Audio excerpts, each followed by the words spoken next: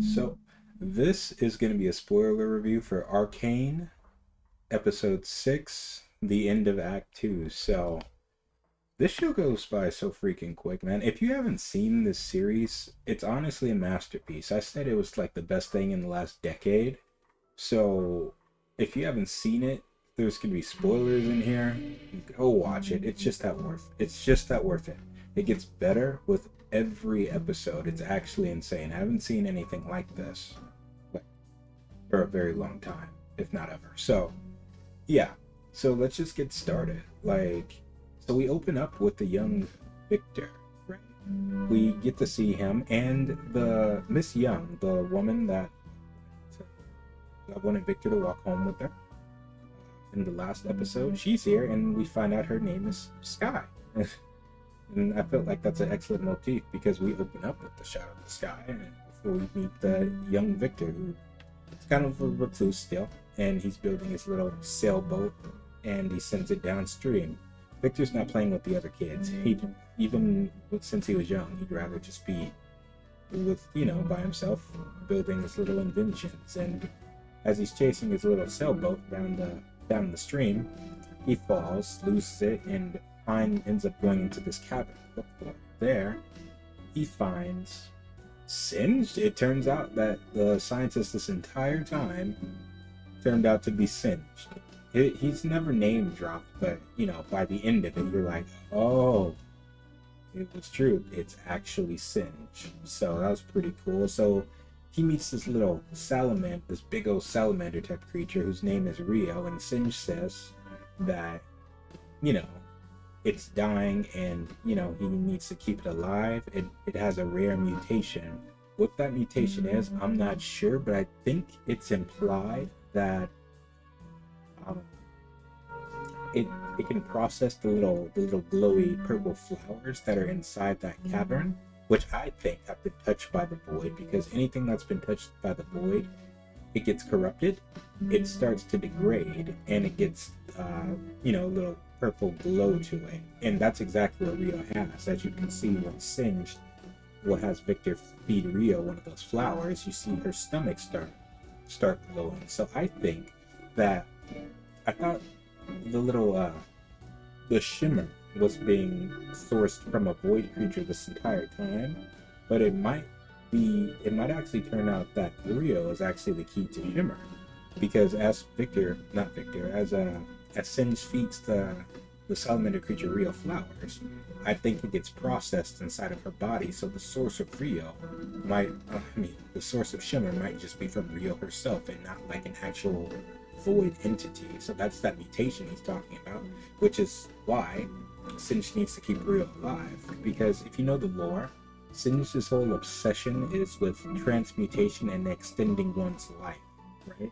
Because he wants to keep doing his research. That's why he's trying to extend his own life, which also plays into Victor's theme. So I like how they introduced Singe and incorporated him as a major source of Victor's possible outlook in the lore, because they're retconning Victor's lore a little, and I'm not complaining. It's absolutely phenomenal how they're doing it. It's so smart how they brought Singed in this as well, because according to his lore, he used to be a respected scientist in Piltover before he relocated to Zon so he could do his work. And he was against Hextech in his lore too, but I don't know if that's the case here, because it seems like Singed was already in Zon to begin with. And also, he's also a major player in other characters' lore, such as the chemical bombing of Master Yi's village, Riven's whole squad and platoon being wiped out. Singed is a bastard, and he's responsible for the origin stories for a lot of champions, in this universe. Even Warwick too, not old Warwick. They changed that, but yeah, Singed, man. So continuing on, let's see where we live. Singed, Victor, Jace. Okay, so back to Victor, or rather, we'll skip that for now. Let's cover the insignificant storylines first, the ones that did the least. Let's talk about Marcus. So last episode, during the very end, episode 5, what's it called? Silco found out that Bai was still alive. It's back from the dead. Back from the dead. So this episode, he went to go visit Marcus. When Marcus came home, Officer Marcus, he found that his daughter was playing with Silco, and he had his thugs in her room. They went to send him a message, and the message is he's been making mistakes. He can't keep making his mistakes, and he needs to fix this mess, right? So Marcus gets the message, and they leave. And a little Easter egg that Timo finally appeared. Apparently, there's a book that has Timo in it, so I think Yordles might be more famous in certain regions, or he might just be a legend to them or something like that. So that's cool. But it would be something else if Timo actually appeared. And what if the little flowers they were feeding eventually turned into like puff caps, which is Timo's poison? So yeah. But anyway. So they leave, which leads to Marcus getting frustrated again, because he was already frustrated about how Zahn was getting more and more out of control. So that leads to him going to Jason, bringing him up, telling him that they may know where the Firelights, the Firelights were involved, and Jace being rash and eager to purge Piltover of corruption, it's like, yeah, do something about that. Send the enforcers to launch a search against everyone on the other side of the bridge, that being Zahn. And Marcus, being smart, he knew that Jace was going to do that. So he's like, are you sure? And then Jace is like, yes, I'm sure, just do it. And Marcus is like, okay.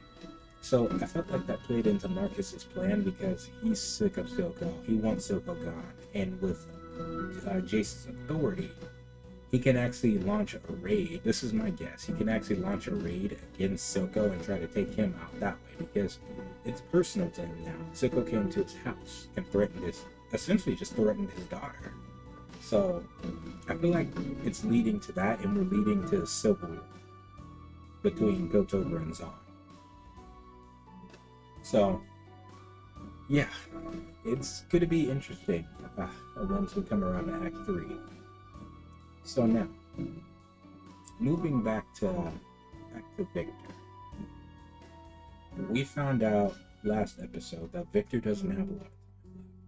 Victor's dying. So this episode, the little plot thread with the Hex Core, the research that Victor's so smart. Like, he's Jace's equal in every aspect, but just not in physicality. But in mind, yes, most definitely.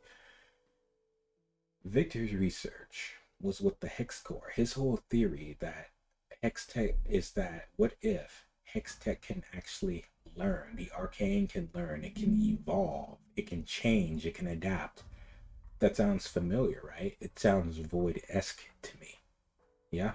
So it turns out that when Victor passed out that night, while Jace was off getting laid, the Hex Core actually incorporated some of Victor's blood into it, right? So it has a genetic template of Victor's blood that I think it kind of like merged with, because Victor's whole theory was like, mages, when they use it, like what we're doing is we choose a function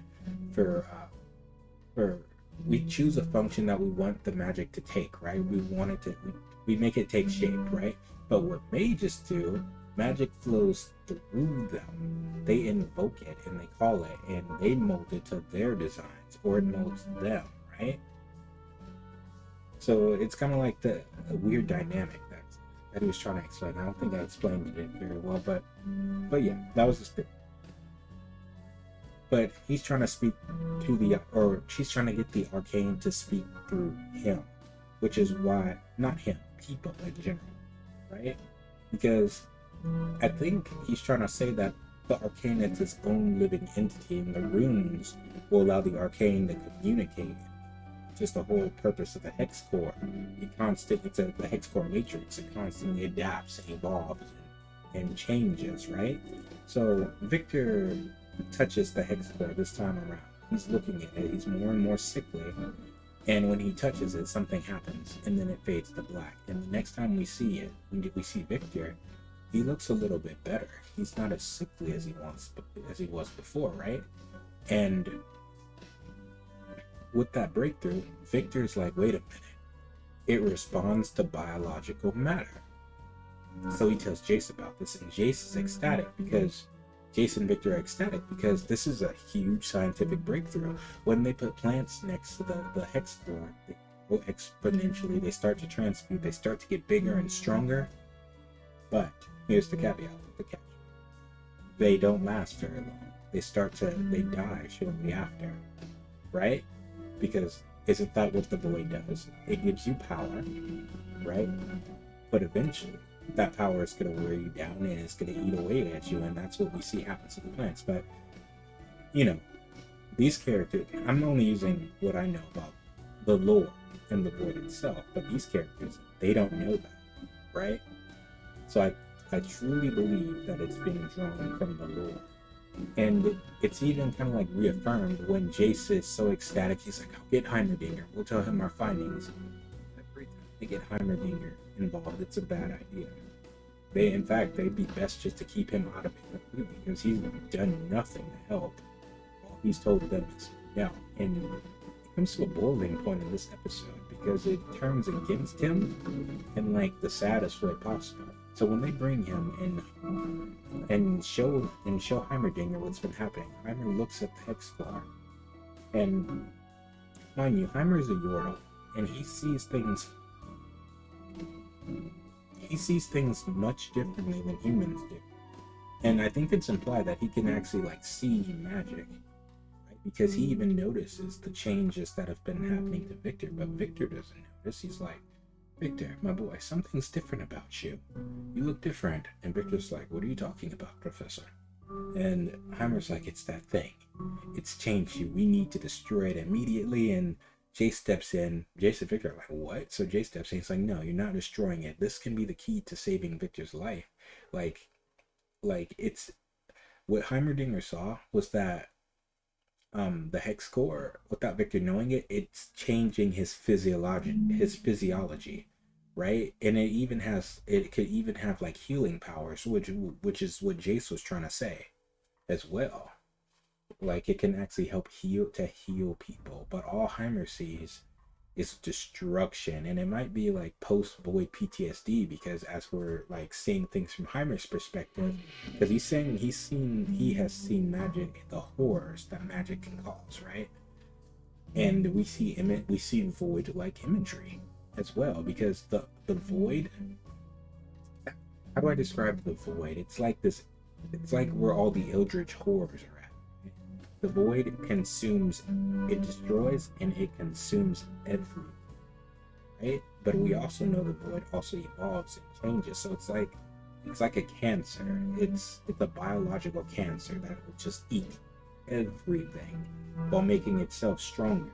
And we see not only that, we not only see void like imagery, we also see something at the center of it all. I think Heimerdinger it's either the fall of Shurima when Zeref came to power, or it's even before that, during the Rune Wars, when someone is actually calling and invoking the void. Because we know that happened in like weak history. So it might be the Rune Wars. That's the only thing I can see that makes sense. If it's not Zeref, it might be someone who called. Or even better yet, Acathia. It might even be Acathia, because we know during the wars there, between Shurima and the Acathians, they caught the void to try and win the war. So that's the most recent thing I can think of that Heimerdinger might be remembering, that he was actually alive for. Yeah, because Piltover's only like 200 years old, because that's what he said during the Progress Day. So anyway, Jace isn't having it. And Jason's like, you know what? Enough is enough. I'm gonna take care of this. So Jace goes to visit. I think it happened either before or after. Jace visits Medarda. He's distraught over Victor's situation. He's sad that his friend is gonna die. Not just his friend, his brother is gonna die. There's nothing that he could do. And he feels like he's failed him, as a friend as well, because he said they made a promise to better the lives of the people, and Jace has been getting caught up in like politics and straying further and further from their original mission. And you really feel for Jace here, and you know he's upset because every time Jace is upset, he wears a brace that he keeps his rune stone on, right? The one that saved his and his mother's life when he was a child. He starts to rub it, right, or play with it. That's how he comforts himself, which is a nice detail that the animators did. They did a phenomenal job showing that. Like, Jace is upset, this is a visual cue for you to know that he's really upset.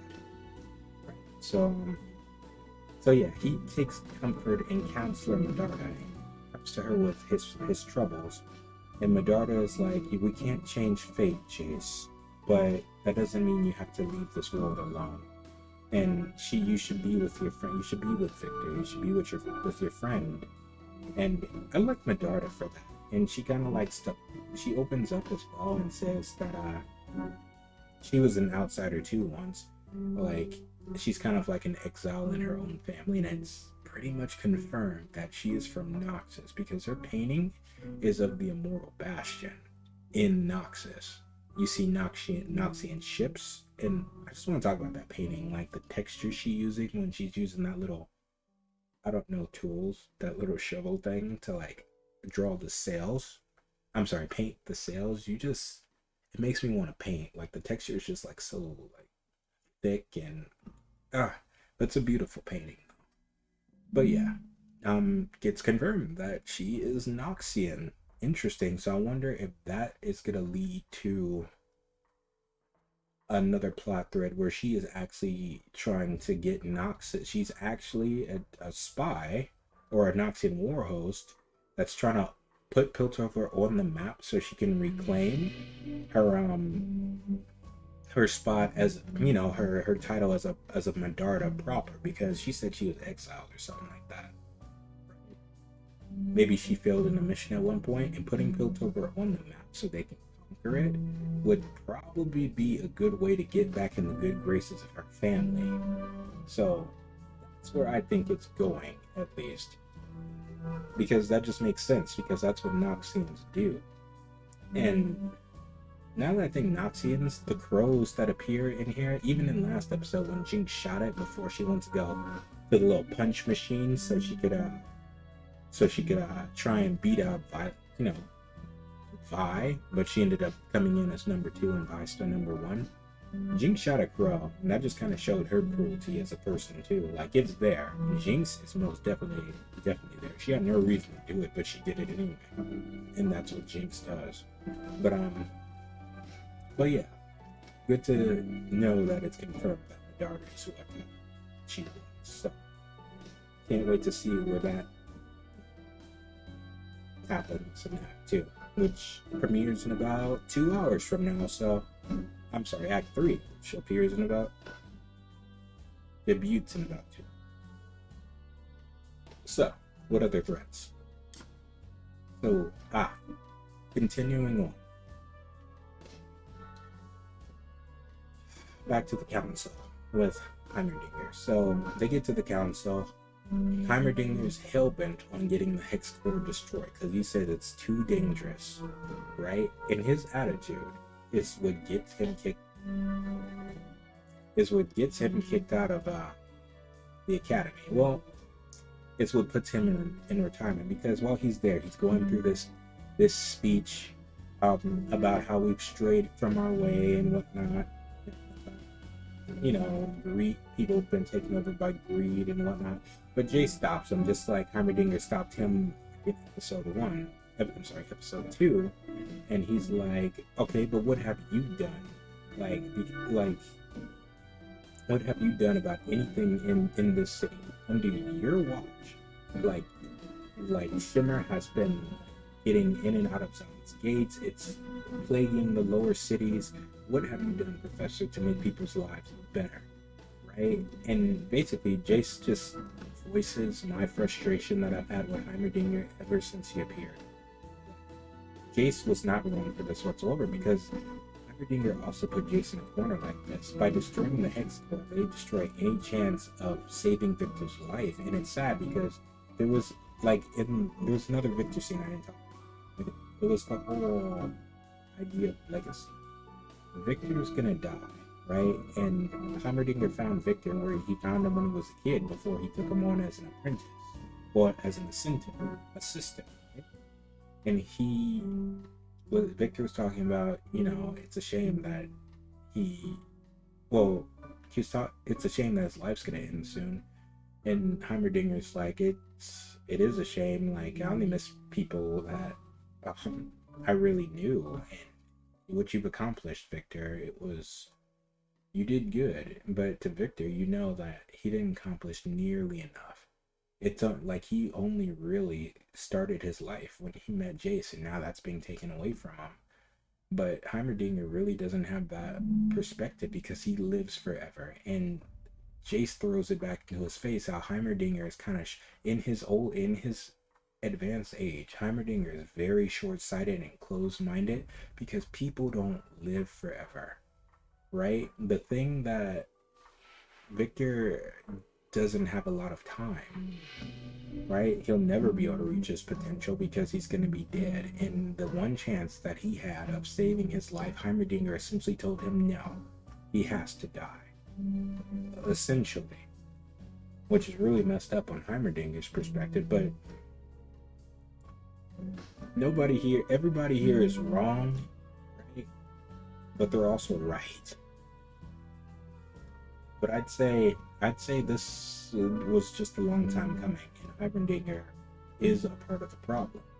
But I think this is actually a good thing, because Heimerdinger has been disconnected for so long, and now that he's not on the council anymore, I feel like he can actually be what he's meant to be, which is an actual scientist.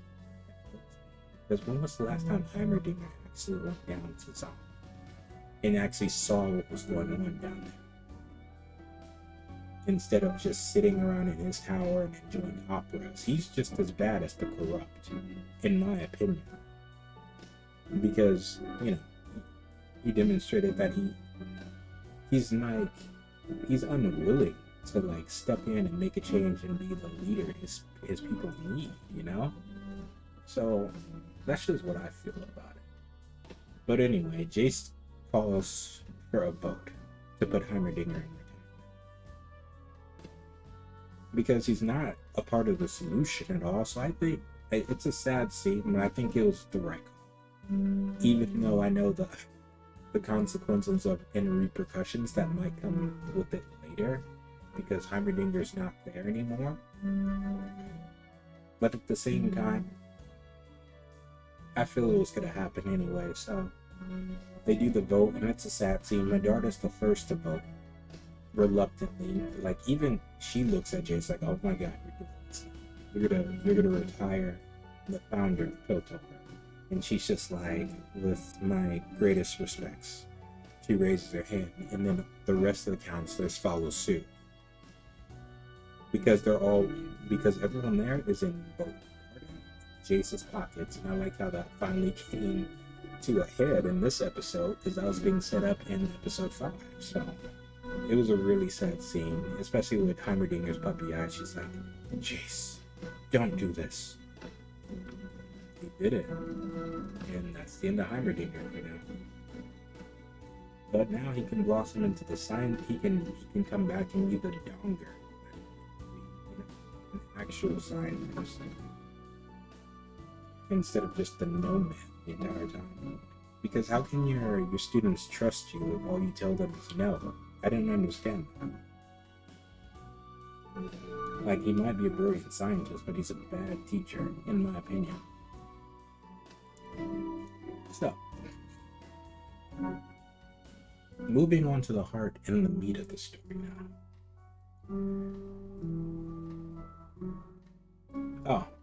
Before that, before Jace left Victor, Victor said, I might know somebody who can help us since Heimerdinger just denied us. Jace said, do what you need to do, and that brought Victor back to Zon, back to Singed, and we see the experiments Singed did. It flashes forward, back to a young Victor, him going to visit Singed again. He's been gathering those flowers, or they look like fungi to me. I'm just gonna call them fungi. I've been saying flowers, but I think they're fungi. He's been gathering fungi to feed to Rio, the salamander, and he comes back and he sees these tubes that Rio, it's purple now, and Rio's in pain, and there's these tubes from the ceiling in the cave feeding into her, and it's just a bad sight. And you see her look sickly, and she's getting corrupted, because I'm pretty sure it's the void. those fungus come from the void. It makes sense that it would. Even with Victor, when he's looking at the hex score, there's just void imagery all throughout. Like the hex tech that they're using isn't as benevolent as it seems. Because where's the energy? Where's the magic coming from? Where's it drawing from? And we know that the only thing that uses biological magic is the void, because of how it works, how it changes. It consume, right? Evolve, overcome. That's the void's ethos. So, young Victor is horrified by what Singed has done to Rio. He's like, why did you do this? And then Singed is like, I told you, the mutation must survive. Right? And young Victor runs away. And then we skip to the future, well, to the present, right? With Victor, who's older, coming back to the cave. And it's just filled with like void-like imagery, like the catacombs and like the holes in the walls. It's just, and it's darkness, and it's purple, like what's it called?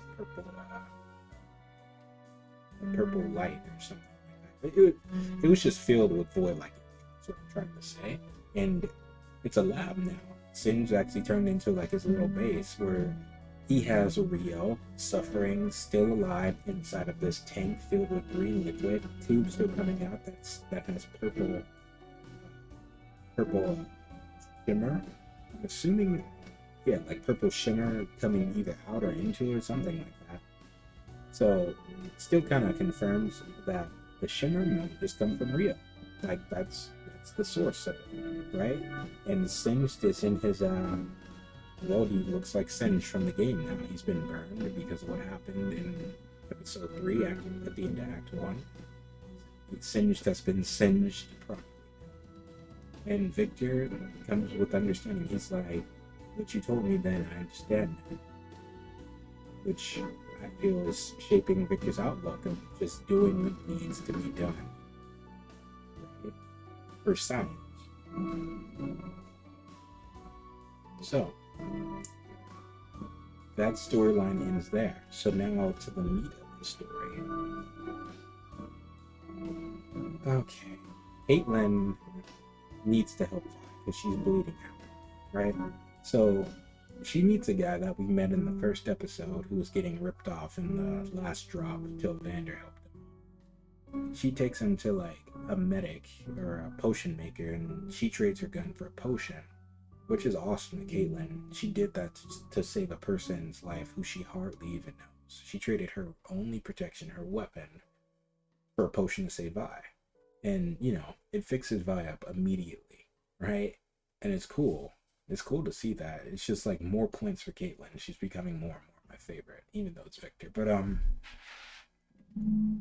But yeah, Vi takes the potion. She's better. Silco shows up and is distributing like shimmer to people so that they can take it and so they can attack Caitlin and Vi. But before that happens, Caitlin notes that the place that they're in like this catacomb type place, like inside this trench cavern or whatever, this is where Vi used to live. It's where the outcast and the nobodies go who've been discarded by society. It's kind of like Figueroa, where it's just like all the homeless people and all the decrepit like just go. It's just like, yeah, it's a pretty nasty place. That's where they used to live. It's pretty sad. Like they're like the more you learn about their past, like the more you realize just their whole living situation was fucked up, and this is before they like met. So it's just like, dude, these these girls had a hard life. But and Vi, Caitlin even sees that another name is written under Vi. The little scratch post that they used to measure their height as since they were kids when they grow. She notices Powder, and Vi tells her, "Oh yeah, that's my sister. Her name's Powder," not knowing that Jinx is actually Powder now. Yeah, Vi knows Jinx is Powder, but Caitlin doesn't know that, and I think, well, Vi hasn't really had a chance to tell her that. But would she? That's her sister. So anyway, flash forward back to when Silco showed. So it's been set up that the structure they're in is unstable, and if you apply enough force to it, it's gonna come crumbling down. Like this big old neon sign is up there, along with the support beams and all that's gonna come down. So in order to get away, it goes over and helps Caitlin like knock it down. She like punches it, and the whole thing comes crumbling down like on top of them, but they manage to escape. And presumably it falls on Silco, but it turns out he's fine. So while they're escaping, we're gonna cut to Jinx's perspective. Jinx has been wondering what's going on, because she got word that Silco's been pursuing two girls that are in the sump now, that are in Zon, and she wants to know who they are. So she goes to a bartender named Chuck. His name's not Chuck. I forgot his name, but to be honest, it doesn't really matter because Jinx has named him Chuck, therefore his name is Chuck at a bar. He does a little, and he serves her chocolate milk for her drink, just like Vander used to. Dipping the straw in and everything. So I like the whole scene. It's a very relaxing scene, even though Chuck is pretty on edge because he doesn't know what Jinx is gonna do to him. So he's kind of scared. So, he's like, "Oh, they're chasing two girls. Well, I'm not." And she's like, "Focus, Chuck." And then she gets the information in one. She's like, "Thank you, Chuck. Here, for your troubles." And she puts a little snap trap on him that blows up. It's just like paint, though. It's not like deadly or anything. So she gets away. She leaves, and she goes to Sabika to interrogate her. So with knockout gas, puts her in a chair and starts interrogating her, and Sabika's talking shit about, "Oh yeah, don't worry, I'll tell you, your sister's back." Jinx thinks she's lying, right? And then Savika keeps running her mouth. She's like, "Well, maybe now that your sister's back, it won't be long till you implode and Vander sees just how bad you are, like for our group, and maybe he'll wise up now." Jinx sneezes in her face and still thinks she's lying. 10 out of 10 tits. And I know how to send that message. So she beats her up really bad, ties her up, and strings her up. So now we flash forward a little bit. How Jinx is gonna recount with the past now that she knows that her sister's back. She thinks that Savika is lying, which leads her to go get the flare that's been set up for a long time, since the last episode. Yeah, the flare that Vi told Jinx to light up. Wherever she is, light it up and I'll find you. That's what she said. And this is her opportunity to reunite with her sister and recounsel with the past and what happened. Jinx thinks that Vi abandoned her, but the reality is Vi only left her for a minute, and it was impossible for her to make it back to her because she got apprehended by Marcus. So Jinx makes her way to the highest spot she can in Zon, and she lights up the flare. And when the music starts, when she does it, it's just the scene that plays is just beautiful along with the music. The music is called Guns for Hire, and the artist's name is Woodkid, and I thought Woodkid sounded familiar. I thought back to the trailer for Assassin's Creed Revelations, the one that plays when Ezio is going through Masaya and fighting all the soldiers and stuff. That's Woodkid, and he absolutely nails the score here. You know, like with your perfect aim, and as she's like holding up the flare, and as the camera's panning and rotating around Jinx, you see like the dead bodies of her family on her back, right? Like their visage is just on her back, like always there. And it's even implied that she still hears their voices talking to her, you know, in her head, so she's not all there. That event left deep emotional scars with her. So now, we transition while the music is playing down into the sump where Silco's still alive, and he's beating on one of his underlings because he's that angry. And Vi and Caitlin they've climbed out of the trench, and they're making their way through this pipe. Meanwhile, back in the city, Marcus is mobilizing the enforcers, and I think they're blocking off Zahn. They're completely cutting off Zahn from Piltover now. I think they're gonna start raiding the city because they're armed and stuff like that, and conducting searches on people, which I still think Marcus is gonna use as an excuse to go after Silco, but we'll see. A lot's happening, and one of my favorite parts during the entire thing is when Vi and Caitlin, they slide down this pipe, right? And then on the way out, they have a lot of momentum. Vi bumps into somebody, and then she's like, and then she like pushes on, and she turns into a thug, and she like flicks him off. Vi's a thug, and I love it. But then that allows her to see what's happening above. She sees the flare, and she's like, I know that flare. Caitlin takes her. She's like, stop picking fights with people. Come on, Vi, we gotta go. Stop it. We don't talk this. It reminded me of like a JoJo scene from part 5 with Bucciarati and his boys. How they're just always like, like whenever one of them like start beating up on somebody, like the rest of the gang joins in. Like, come on, gang, let's jump them. It's like that. So anyway. The flare stops. Jinx, frustrated, throws it away. But Vi shows up, and Jinx can't believe it. She can't. She's like, Vi gives powder. She's like, powder, and gives her a hug and all that. And Jinx can't believe it. She's like, are you even real? And then Vi's like, of course I'm real. Powder, I'm right here. Like, I'm sorry, and she's trying to explain like what had happened that day. Like, I tried to get back to you, but I got arrested, and it must have been hard for you. And Jinx is like, she's crying, and she's like, I've changed. And Vi's reassuring her. She's like, I know, but you did what you had to survive. I understand. Their moment is cut short because Caitlin shows herself, and that sets Jinx off because she's like, what? You are working with the enforcers? Are you planning to betray me? You came here for this, didn't you? Which is the hex core that Jinx has managed to weaponize. And Vi's like, no, I don't even know what that is. I came for you and only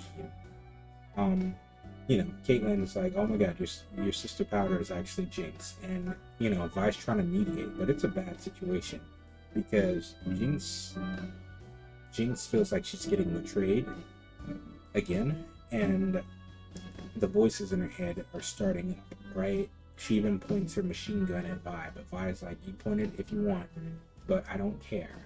Like, I'm not leaving you again. And before, this could cool down, everyone could just calm the fuck down, the firelight show. The leader shows up first, who I still think is Echo, and because he comes out with the clock. And then they launched their assault. And during this assault, Jinx just opens fire on them with her machine gun and pow, and we just see how effective Jinx is in combat. Because I think this is the first time where we actually get to see her fight. In the first episode 4, she was just kind of like throwing shit, right?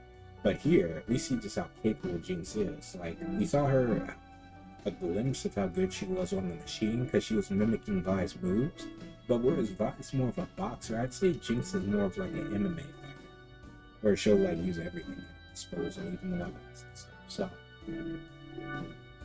I'd say her hand to hand is probably only second next to Vi, because she is just agile. She's super hard to hit. She's kiting like a beast.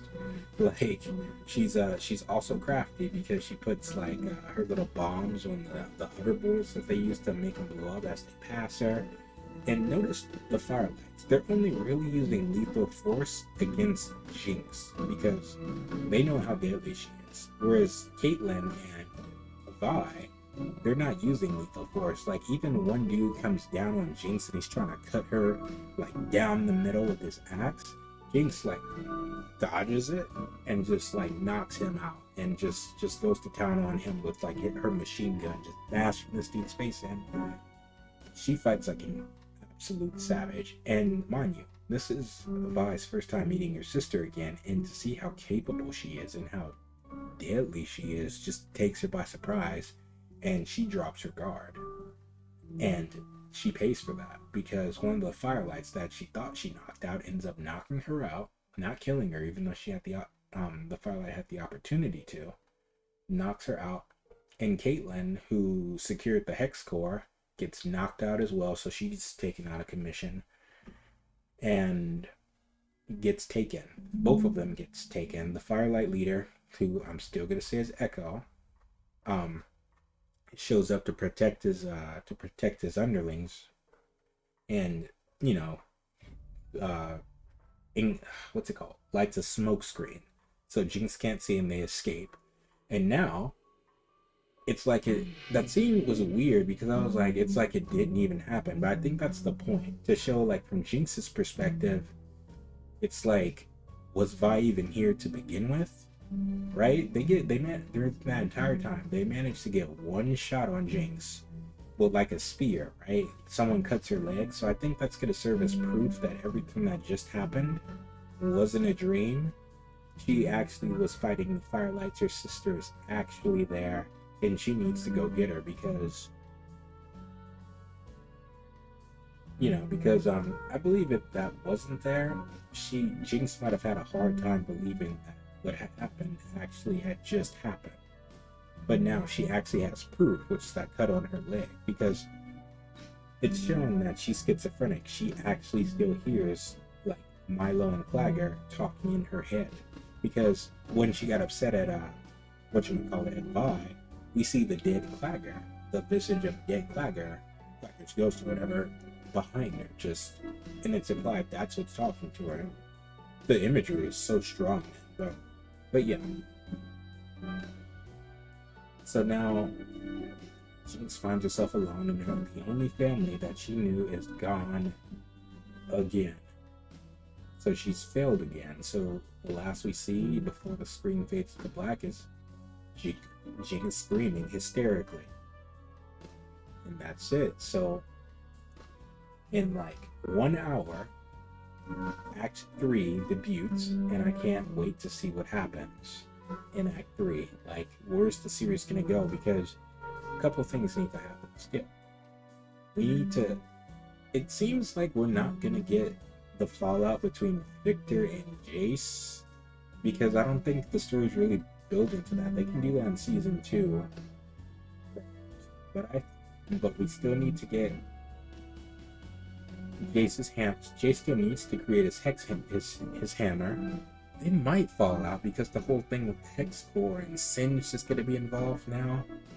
I don't know. Oh, and the little Hex Core that Jinx stole, that could, because we know in lore Jinx ended up blowing up like half the city, so I wonder if that's going to come to fruition here. What else? Oh, and the connection between like the Hex Core and the Void, and I wonder. Oh, and speaking of the Hex Core, I wonder if it's weaponized. I wonder if it has the potential to open the Void, because in episode 5, Jinx says in Jace's notes, it leads to the realm of heebie-jeebies, which is the void. So I'm wondering if that's going to be a thing. Is Heimerdinger finally going to step in and do something about it? There's just so many questions, and this series is so good. I'm not going to stress my brain too much because, next episode is coming out. So, it's been fun. I will see you during the season, the season finale, the last act, Act 3. Bye now.